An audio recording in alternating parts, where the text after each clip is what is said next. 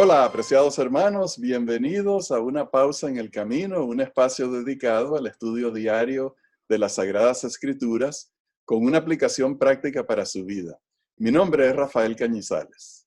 Y el mío, Johnny Ramírez Johnson. Y vamos a comenzar con la oración. Querido Padre Celestial, estamos agradecidos que tenemos este momento para estudiar las Escrituras. Rogamos por el don de tu Espíritu Santo para que nos ayude a abrir nuestra mente y nuestros corazones para acercarnos a ti. Lo rogamos en el nombre de Jesús. Amén. Amén. Este señor Elías, del cual habla el texto de memoria para esta semana, tenía más de un aspecto en su vida, porque él tenía una vida pública donde lo vemos envuelto en una lucha de vida o muerte con Jezabel y el marido de Jezabel, que no merece ni que se mencione en el nombre de él, ¿verdad? Porque era un endengue sometido al pecado y a la maldad. Entonces, ¿qué dice Lucas acerca de esa historia que debe rescatarse para nosotros pensarlo hoy? Vamos a leer el pasaje. Pero en verdad os digo, muchas viudas había en Israel en los días de Elías, cuando se cerró el cielo por 3 años y 6 meses, y cuando una gran hambre se cernió sobre todo el país. Y a ninguna de ellas fue enviado Elías, sino a Sarepta de Sidón, a una mujer viuda. Y muchos leprosos había en Israel en los tiempos del profeta Eliseo, y ninguno de ellos fue limpiado, sino Naamán el sirio. Estas palabras de Jesús son duras, Rafael. ¿Qué clase de contraste está haciendo aquí? Bueno, es interesante el tema que se presenta aquí porque obviamente en aquella época los judíos pensaban que Dios era solamente el Dios de Israel y que quedaban excluidas todas las demás culturas, todas las demás razas. Ellos sentían que podían hacer una distinción entre los judíos y los no judíos, la familia de Dios y los que no eran la familia de Dios.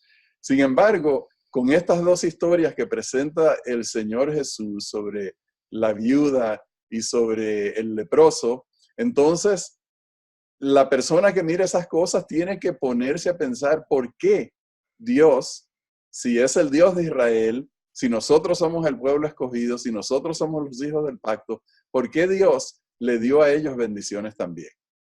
Y yo pienso, Rafael, que todo eso que tú dijiste tan correctamente como anillo al dedo, nos cabe a todos los cristianos que nos pensamos que nuestra iglesia es la única, que nos pensamos que tenemos una conexión especial.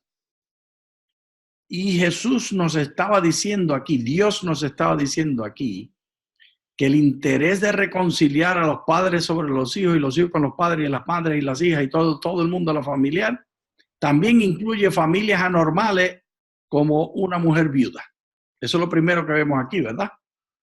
Sí. O sea, que no hay que hacer la familia perfecta para que la profecía se cumpla. Rafael, ¿qué te parece? Sí, bueno, obviamente eso es parte del tema. Sin embargo, yo creo que la distinción más grande es esa de que cualquiera, especialmente los del pueblo judío, pudieran pensar que esa persona era inmunda, inalcanzable, porque no era del pueblo de Dios. Eso era de los cananeos y de la gente que eso eran puercos. En la mente del judío ellos eran puercos. Sí. Y bueno, y en parte los judíos utilizaban, pienso yo, malinterpretaban los pasajes de la Escritura donde Dios decía que no hicieran alianza con ellos, que no se casaran con ellos, que no aceptaran sus dioses, que no adoptaran su cultura. Pero ellos no entendieron que eso se refería desde un punto de vista espiritual de no contaminarse con los dioses ajenos y la idolatría. pero no era destinado a rechazar a las personas como personas inmundas que no merecían el amor, el perdón de Dios y la reconciliación con Dios. Este asunto era tan fuerte, Rafael, que la Escritura nos relata que cuando Jesús fue a esa misma área donde vivía la viuda de Sarepta, él se encontró con una mujer sirofenicia. ¿Y cómo fue que Jesús llamó a la mujer sirofenicia? Perritos. La llamó perra. La llamó perra. Y ella dijo, pero los perritos también comen de lo que cae de la mesita, mostrando que había más fe en ella que en los judíos que habían estado escuchando el mensaje. Y eso también ocurre en la iglesia hoy, ¿o no? Bueno, Johnny, yo pienso que el uso de Jesús de esa palabra no era tanto como para confirmar el pensamiento de sus discípulos y los que estaban escuchando esa interacción, sino para que ellos pensaran que si esa era la manera de referirse a esas personas, entonces ¿por qué Jesús la bendijo? ¿Por qué habló bien de ella?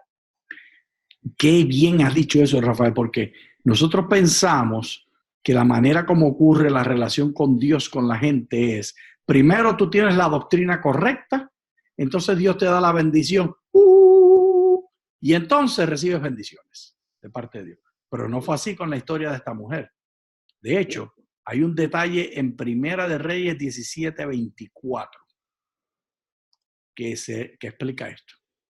Dice ese pasaje: entonces la mujer dijo a Elías, ahora conozco que tú eres varón de Dios y que la palabra de Jehová es verdad en tu boca. Y esto no ocurrió sino hasta después que quién sabe cuánto tiempo llevaba Elías viviendo con ella, cuando le resucita a su hijito después que murió. Esto es fascinante porque lo que nos dice es que cuando ella le dio la comida al hermanito Elías, ella no lo estaba viendo a él como un profeta. ¿Quién sabe cómo fue que lo vio? Cuando él va y le dice, tengo hambre, prepárame comida. Y ella le dice, lo único que me queda es el aceitito y la harinita para una tortita para que mi hijito y yo la comamos y nos muramos. ¿Qué te parece, Rafael? Bueno, y Elías muy atrevidamente le dijo que le diera la comida a él.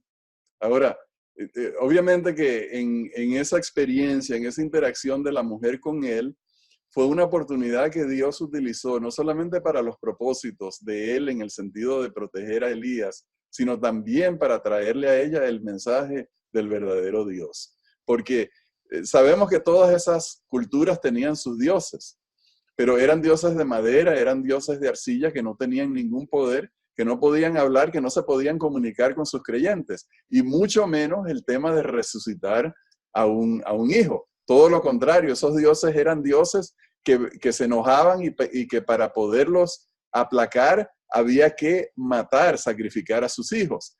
Pero aquí esta mujer, a través de Elías, está encontrando a un Dios que da vida, un Dios que trae beneficios y trae perdón. Gloria sea el nombre de Dios. La aplicación práctica para la vida de esta historia es que el día de hoy, donde quiera que veamos a uno que no es cristiano, que no es de la marca de nosotros, de nuestra denominación e iglesia, lo veamos como Dios vio a la viuda de Sarepta. La relación que Dios tenía con ella no estaba supeditada a la declaración de fe de ella. Dios escogió enviarle a Elías porque ya estaba en relación con ella, y hasta después ella viene a reconocer a Elías como profeta del Dios vivo. Eso pone humilde a la iglesia, ¿verdad, Rafael? Bueno, Johnny, nos dice que ya Dios conoce a las personas que no están con Él, que las ama, que está buscando la oportunidad de traer el conocimiento de Él a la vida de ellos. Y tal vez nosotros somos aquel profeta Elías que debe de ir a las viudas, a los pobres, a los enfermos, a los ricos también, a los que no sienten necesidad de Dios, para que a través de nosotros Dios pueda traer bendición y conocimiento salvador. Muchas gracias.